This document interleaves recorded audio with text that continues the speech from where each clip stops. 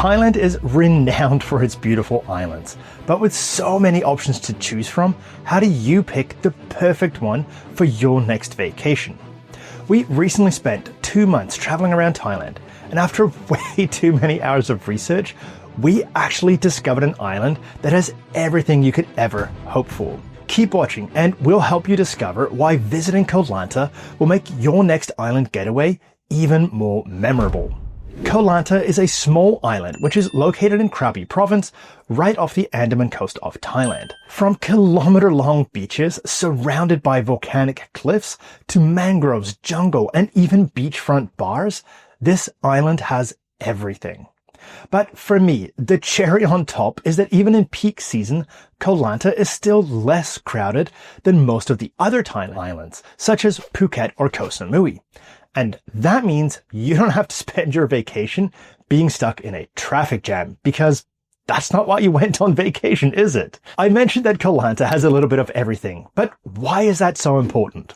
Well, if you're anything like me and you get bored just sitting on the same beach all day, then a visit to Koh Lanta will keep you happily entertained, since you can spend almost every day of your vacation exploring different parts of the island. Exercise junkies can rent a bicycle and conquer the hills that dot the southern side of the island, whilst the beach junkies can find their favorite beach and then just bake themselves to a crisp. For the night owls in your group, they can drink themselves silly and watch the sunset at the numerous beachfront bars along Klong Nen Beach. Make sure that you keep watching till the end of this video, as I am going to reveal the best hidden beaches on the island that you will definitely remember for the rest of your life. Now, the question remains, why is Koh Lanta a better place to visit than the big hitters of Thailand's island scene, such as Koh Samui and Phuket?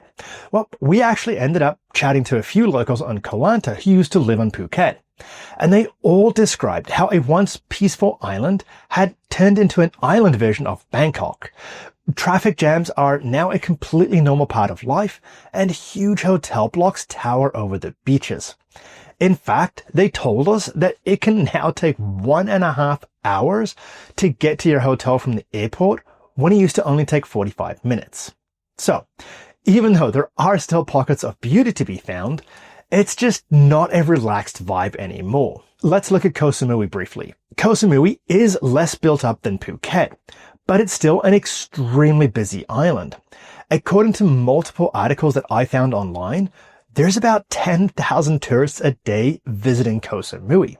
In fact, the island is now facing an over-tourism crisis, even though, oddly enough, they're actually trying to get more cruise ships to dock on the island, so this is only going to get worse. Because of this popularity, hotels on Koh Samui are more expensive, the beaches are more built up and crowded, and you're a lot more likely to see tourist hustles. In contrast, Koh Lanta still manages to maintain a relaxed and, for lack of a better word, authentic atmosphere. The West Coast beaches on Koh Lanta, especially in the south, are also going to be a lot more natural and peaceful than what you'll find in Phuket or Koh Samui. This means that you can still find space for yourself away from the crowds and enjoy the natural beauty of the island. There are a lot of amazing places to explore on Koh Lanta. So to help you save time planning your trip so that you can start exploring as soon as you arrive, we've created an interactive Google map and travel guide. The map includes over 20 location pins for the best beaches on the island, the best places to visit, and our favorite restaurants with delicious and authentic Thai food. This custom map and guide will make your trip easier by having all of our recommendations and must-visit spots right in your pocket whilst traveling. Our personal tips are included in each map pin, and that's going to help you get the most out of each location. You can download the map directly into your Google Maps app so that you can find the best spots at the click of a button and save hours of research. You'll find the link in the description below. Not only is Koh Lanta a beautiful place to visit, but the accommodation is also quite affordable.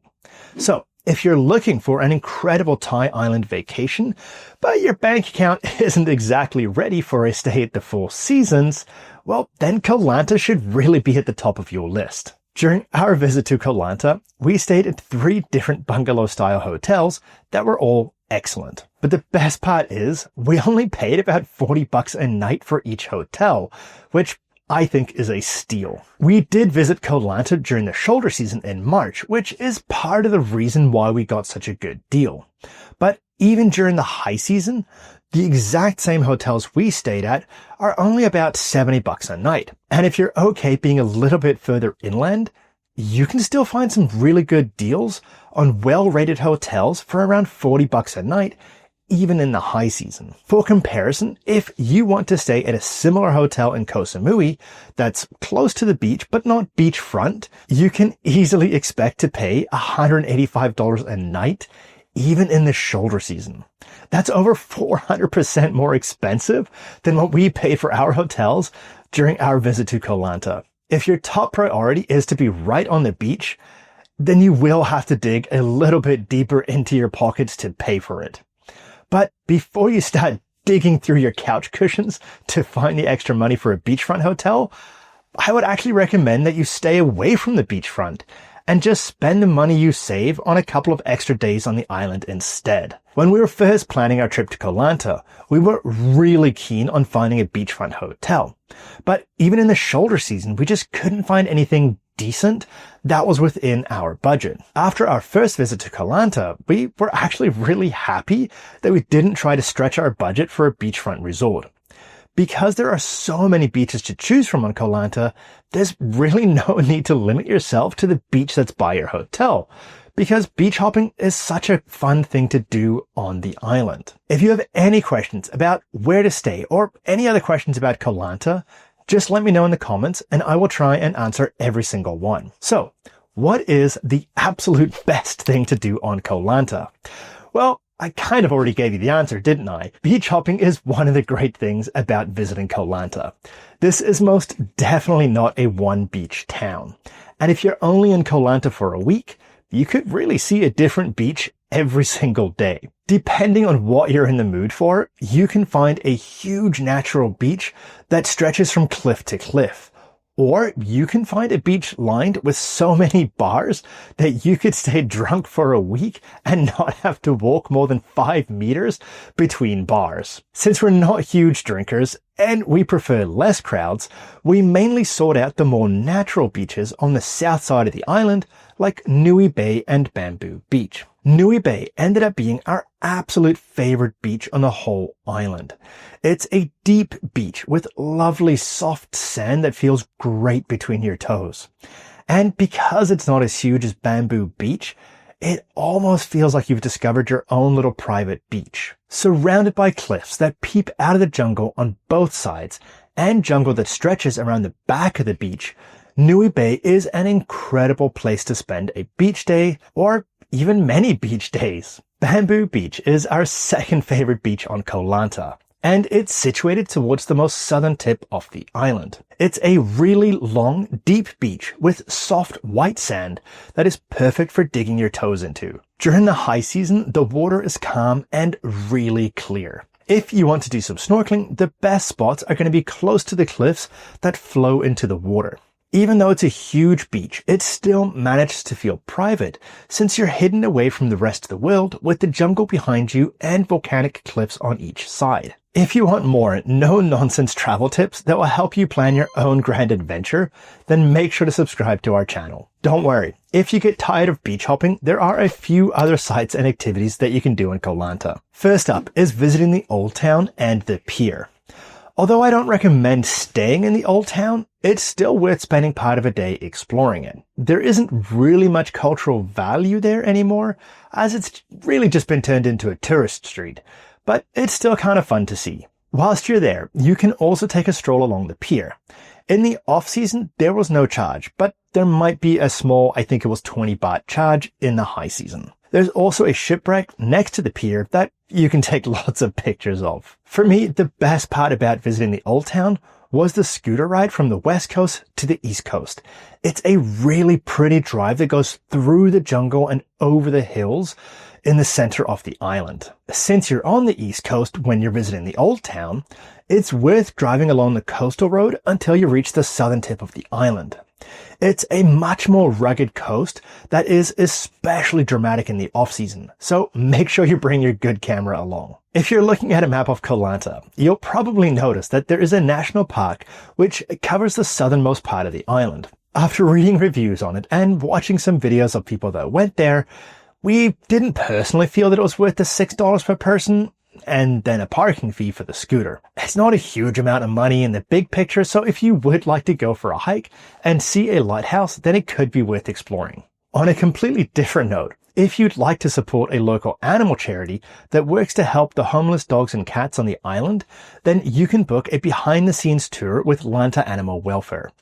The tour is about an hour long, and they'll explain the work that they do on the island and show you around the shelter. But I think the best part is that you can help make the day for some of the dogs and cats that are up for adoption at the shelter. The tour costs a little over $9 per person, which I think is well worth it to cuddle with some cute dogs and cats and support a local charity at the same time. In the evening, during the high season, there's also a daily tourist night market in Saladan, which is a town at the northern tip of the island, close to Klong Dao Beach. Since we were traveling in the shoulder season, it wasn't open when we visited. However, from reading the reviews, it really seems like a mixed bag. A lot of people mention that the food is very low quality and that they got food poisoning. But in typical Google review fashion, other people said that they absolutely loved it. Personally, I would think of it as the tourist night markets in Bangkok. It can be a bit of fun entertainment as long as you don't expect it to be even remotely authentic. Last, but most definitely not least, are the countless island hopping tours that you will see being promoted in almost every single shop you visit on Koh Lanta. We opted not to do one of these tours for a few reasons. First off, the reviews for these tours seem to be very mixed. Now, the negative stuff typically revolves around the lack of organization during the tours, which can lead to some unsafe situations, along with the poor quality and sometimes unsanitary food quality. The last big negative thing that we read a lot was that when the weather isn't perfect, the boat rides are absolutely awful and the tours will still go ahead. There are also a lot of positive reviews from people who say they absolutely loved these different tours. We were traveling on a tight budget, so we really didn't want to spend the equivalent of one night's hotel room per person for a tour that wasn't going to be a surefire hit. Before you go ahead and book one of the tours, expecting to be guided to some untouched paradise, you should be aware that countless other boat tours from other islands and Krabi on the mainland are all going to the same destinations. This means that at every stop, you're going to be met with a crowd of other tourists. Whether that's a deal breaker or not, I will leave for you to decide. If you're only on Koh Lanta for a few days, I wouldn't recommend doing one of the tours, as I think that you're going to miss out on time that would be better spent exploring Koh Lanta. But if you do have more time, then it might be worth considering them. Just make sure you shop around and also check reviews. If Koh Lanta is such a great place to visit, with less crowds than Koh Samui or Phuket, then surely it must just be ridiculously hard to get to. Well, I've got good news and bad news for you. The good news is that Koh Lanta is one of the easiest Thai islands to get to. Your best bet is to fly into Krabi Airport, which will probably involve a transfer in Bangkok if you're arriving from outside of Thailand, since Krabi is quite a small airport. From Krabi Airport, you can then get a minibus directly to your hotel on the island. It's that easy. There's no ferry schedule to worry about like other islands, and you don't have to deal with getting hassled by taxis as soon as you step foot on the island. I would recommend booking your minibus ahead of time though, just so you don't have to scrabble at the airport trying to find a minibus that has space. We've got a link in the description below that will help you book it. The bad news is that since Koh Lanta is so easy to get to, you really have no excuse not to start planning your trip right now. Hopefully I've convinced you that Koh Lanta is an incredible place to visit. But staying in the right area of Koh Lanta is going to be critical for maximizing your island time. Even though Koh Lanta isn't a huge island, it can still take over an hour to get from the northern tip to the southern tip. There's a few hotels scattered across the southern part of the island, which is also where the best natural beaches are. Unfortunately, there's not a lot of good restaurants in this area, and it's quite far from the rest of the island's beaches. Heading north, the next big cluster of hotels is going to be centered around Klong Ninh Beach. This beach is also where you'll find the biggest concentration of beachfront bars. Even if you're not into partying, our two favorite restaurants and our favorite hotel are located a little bit inland from Klong Ninh Beach. It's also a fairly central location for visiting either the southern or the northern beaches. Speaking of restaurants, if you want to find out which one has the best masaman curry in all of Thailand, then make sure you check out our map in the description below. Klong Kong is the next beach where you'll find a lot of resorts and also some bars. The beach is nicer than Klong Ninh, and if you drink or eat at the restaurants and bars, you can usually use their sunbeds. It's a fairly central location, and it's also close to our favorite breakfast cafe. Praai, or Long Beach, is the longest beach on the island, and as you would expect, there's a lot of hotel options along this stretch of beach. The sand is soft, and because it's so long, you should easily be able to find a good spot that isn't too crowded. I really wouldn't recommend staying much further north than Praai, as the scooter ride to the southern beaches just becomes a bit too long. Lastly, there are two areas that I would just avoid completely. The first place to avoid staying would be hotels around Klong Dao Beach. It's a nice beach in the high season, but it's just so far from the natural beaches in the south, and it's also far from the other nice beaches around the center of the island. So if you do end up staying there, you're going to spend a lot of time on your scooter if you actually plan on exploring the rest of the island. Lastly, I would also avoid staying in the Old Town or any other area on the East Coast. The Old Town, as I said before, is really more of a tourist street, and there's also no beaches at all on the East Coast. This means you would be commuting to the West Coast every single day in order to access the great beaches. I've mentioned scooters a fair few times so far, and that's because it's the absolute best way to get around on the island. There's no official taxis on the island, just tuk-tuks and pickup trucks with seats in the truck bed. None of these options have set pricing, so you have to haggle every single time you need to get a ride. That becomes both expensive and frustrating. So I strongly recommend that you rent a scooter so that you can have the freedom to explore all the different parts of the island on your own terms. Since exploring the island is one of the great things about visiting Koh Lanta, you will definitely feel like you missed out if you end up stuck at the beach closest to your hotel. Now you know where to stay and how to get around, you might be wondering when you should be visiting. Of course, you can visit Koh Lanta at any time of the year, but unless you enjoy walking on the beach in a monsoon rain shower, then you'll want to stick to the more popular months. The high season, and also the months with the best weather, are going to be November to February. The low season, which is essentially the monsoon season, is usually from around May until October. We first visited Koh Lanta at the end of March, and the weather was still perfect. But there weren't as many people there as there would have been during the peak of the high season. However, when we came back to Koh Lanta in May, we were most definitely in the rainy season. This meant that there would normally be at least one huge rain shower every day. If we were lucky, it would disappear by the afternoon and we could still hit the beaches. But sometimes it lasted all day and we had to drive to restaurants in the pouring rain and arrive soaked. We also discovered that a lot of places will close in May, as it's a really popular time for the locals to go on vacation after the high season rush is over. With those cons, the big pro is that you can find some great deals on accommodation during the low season, and you'll pretty much have the island to yourself. So when the weather is nice, you could actually end up having these popular beaches completely to yourself. For more unique and brutally honest travel tips, where we help you save time and money, check out our latest video right here.